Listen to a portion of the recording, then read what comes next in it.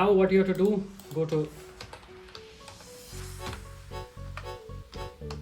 Rufus and download the latest version right here, Rufus 4.7. I already have it here, so I don't need to download it. What you have to do then, just click on Rufus. Yes, then it will automatically will select the pen drive or any other drive you have attached to your PC here. It will automatically detect it. Now choose ISO here. Alright, select the ISO file you have just downloaded ubuntu. Now then choose here MB or GPT. If your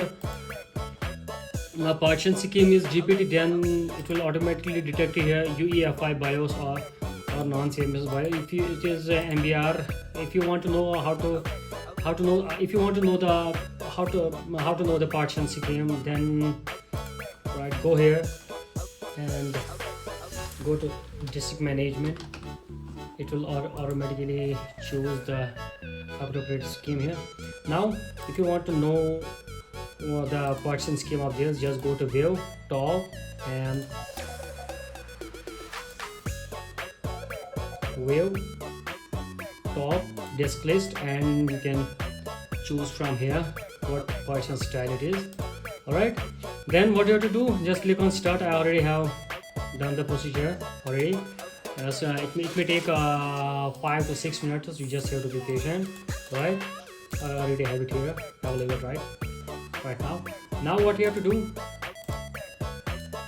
you start your PC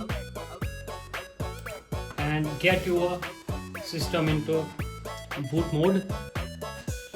Alright, the keys could be escape, F9, F10, F11, F12, depending the type of your PC.